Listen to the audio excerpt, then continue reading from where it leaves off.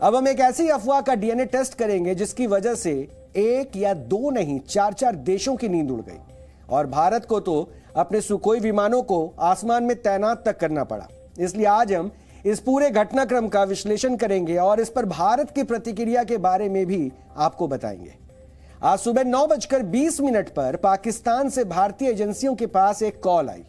और दूसरी तरफ से बताया गया कि ईरान से चीन की तरफ जा रही फ्लाइट में बम रखा है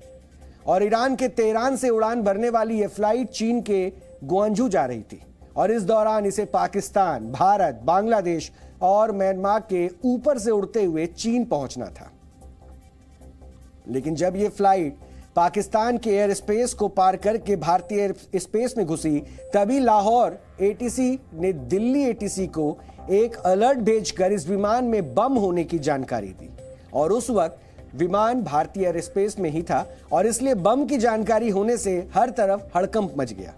दिल्ली से लेकर चंडीगढ़ और जयपुर से लेकर जोधपुर तक अलग अलग एजेंसियां और भारतीय वायुसेना भी अलर्ट पर आ गई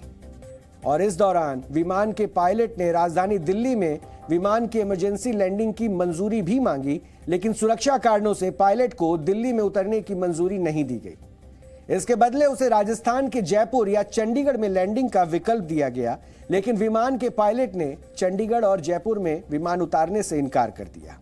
इसके बाद तो एजेंसियां और भी सतर्क हो गई क्योंकि अब स्थितियां कुछ अलग आ रही थी और जिस वक्त ये विमान भारतीय एयर स्पेस में उड़ान भर रहा था उसी वक्त जोधपुर में रक्षा मंत्री राजनाथ सिंह एलसीएच प्रचंड को भारतीय वायुसेना को सौंपने की तैयारी कर रहे थे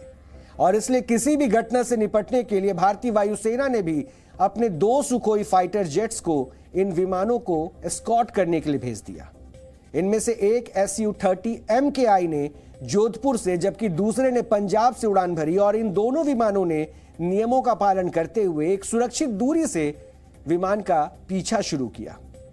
आसमान में उड़ते Su-30 MKI की तस्वीरें भी सामने आई हैं जिन्हें आप इस वक्त अपने टीवी स्क्रीन पर देख रहे हैं। इन लड़ाकू विमानों ने ईरानी विमान की तब तक निगरानी की जब तक कि वो भारतीय एयर स्पेस को पार करके म्यांमार नहीं पहुंच गए।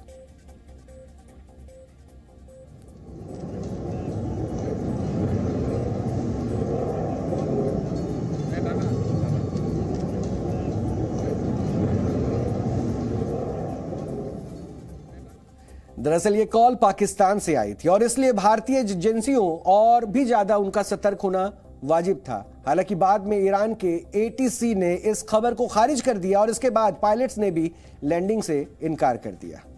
हालांकि सुरक्षा के नजरिए से भारतीय वायुसेना ने कोई चूक नहीं बरती और तय प्रोटोकॉल का पालन करते हुए विमान को इंडियन एयर स्पेस से बाहर पहुंचा दिया। बम की खबर सामने आने के बाद चीन के ग्वांझू में भी अलर्ट जारी कर दिया गया। हालांकि बाद में कड़े सुरक्षा इंतजामों के बीच इस विमान को ग्वांझू में सुरक्षित तरीके से उतार लिया गया और इस विमान की लैंडिंग का भी एक वीडियो सामने आया है जिसमें एयरपोर्ट पर फायर ब्रिगेड की गाड़ियां भी मौजूद नजर आ रही है। देखिए उन वीडियो को। यानी ये एक फर्जी फोन कॉल की वजह से भारत ही नहीं म्यांमार, चीन और बांग्लादेश में भी अफरा तफरी का माहौल बन गया और ये लैंडिंग का वो वीडियो है और इसलिए अब लाहौर एटीसी के इस फोन कॉल पर भी अब सवाल उठाए जा रहे हैं।